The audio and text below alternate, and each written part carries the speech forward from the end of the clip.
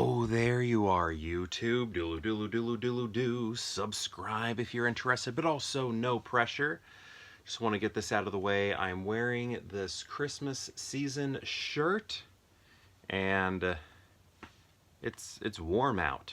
What was it? Just yesterday. Was that yesterday? 2 days ago. It was like 78 degrees or something like that. But it's a nice like rainy day today. It was making me think of like a heavy drizzle. It was making me think of the Pacific Northwest when I had visited Seattle.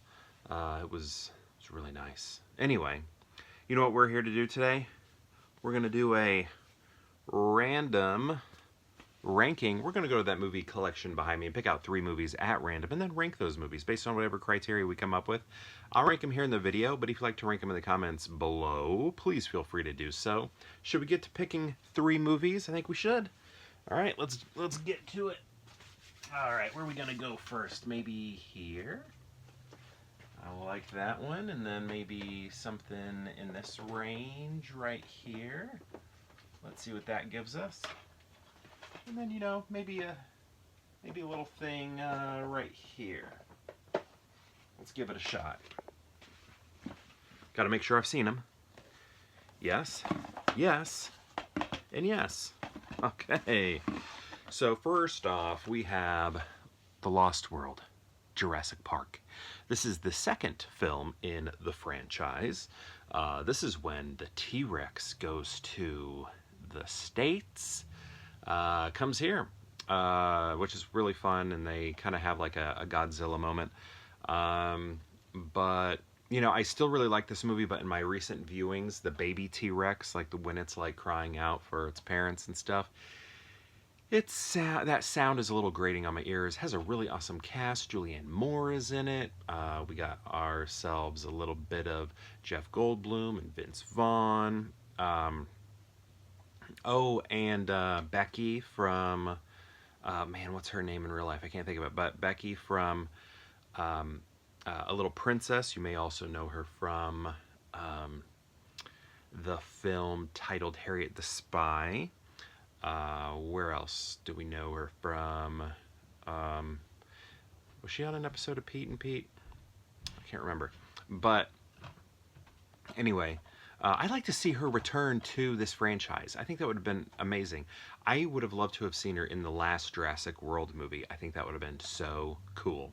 But yeah, I still like this movie. It has a lot of really awesome things going on. That the bus scene or train scene, whatever that is so awesome. Make mine a double turnover.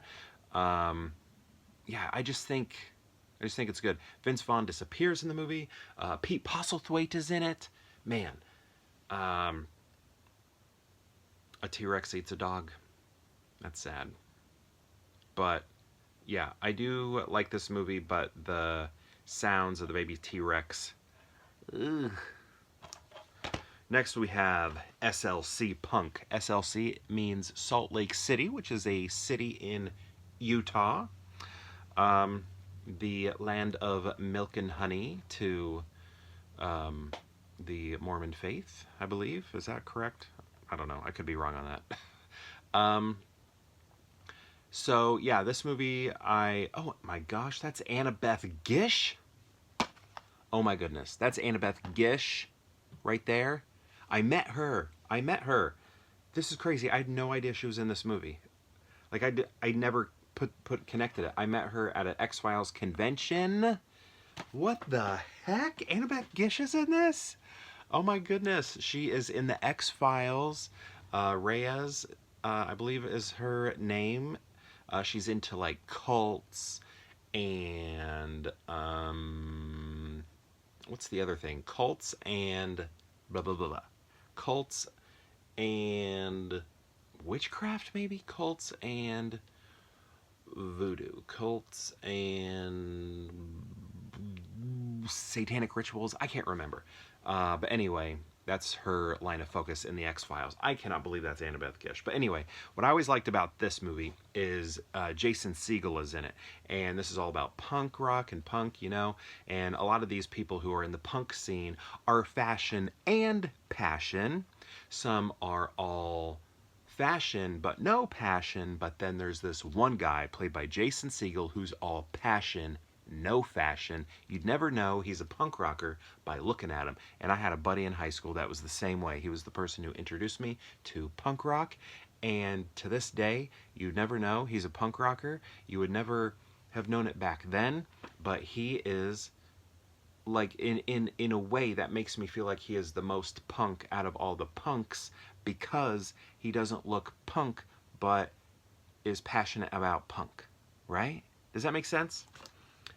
Anyway, my buddy Patrick, yeah, that's how I feel about him. Oh my goodness, I paid $13 for this. What? Yikes. I wonder how much I could get it now, like if it's on Blu-ray or maybe, have they put it on 4K? Probably not. All right, next we have Cliffhanger. I mean, come on. I just showed my wife this movie last year and she fell in love with it. She was like, that was really good. She like still thinks about it. It got us on a kick of watching like all these mountain movies. Like we watched Everest. I don't think we watched Vertical Limit, but we should have watched Vertical Limit.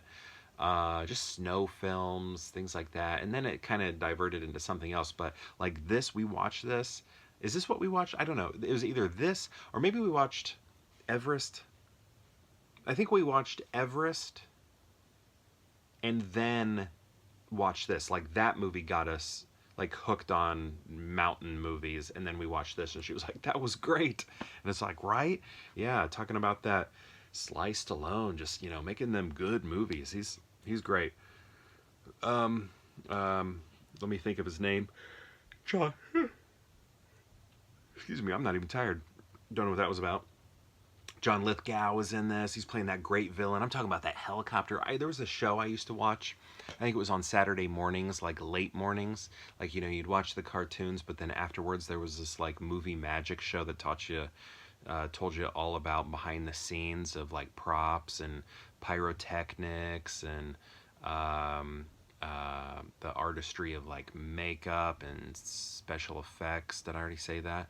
And they featured this movie with the helicopter crash scene, and I just remember seeing that as a kid and just thinking it was cool. It made me want to get into the movie business with like props, pyrotechnics, makeup, stuff like that. Never happened. I mean, I've done a lot of movie type stuff with friends, and took nearly majored in film when I was in graduate school.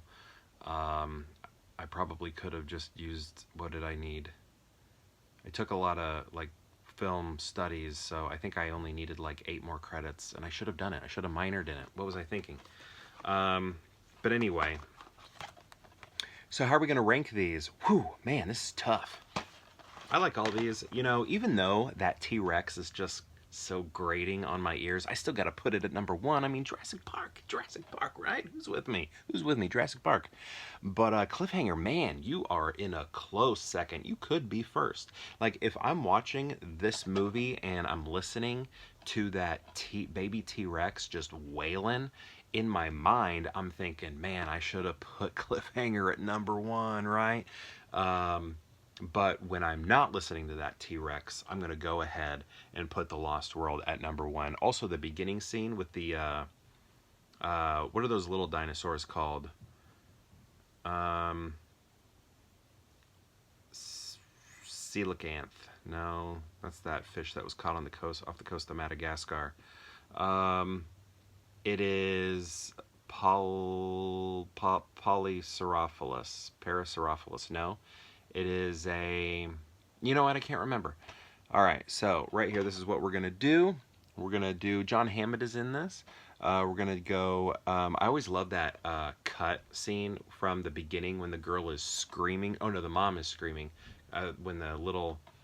Compsognathus? Is that it? Compsognathus? Is attacking that little girl, and then that mom screams, and she's like... Ah! But then it cuts to like a form cut, or a match cut, form cut, whatever, to Dr. Ian Malcolm yawning. It's like beautiful. Well done, Spielberg. Genius!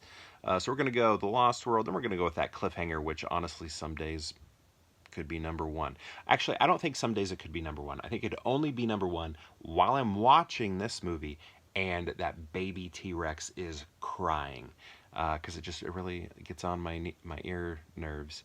And then SLC Punk there at the end, right there. Sorry to all the punkers out there. Not to say I don't like that movie. I do, but I've only seen it maybe a couple times. But that's cool that Annabeth Gish is in it. But this is my ranking right here. But my question to you is, have you seen these movies? And if so, what do you think of them? And if you've seen all three, how would you rank them? I'd love to know. Let me know in the comments below. And perhaps we'll see you tomorrow for more Pure Hangout.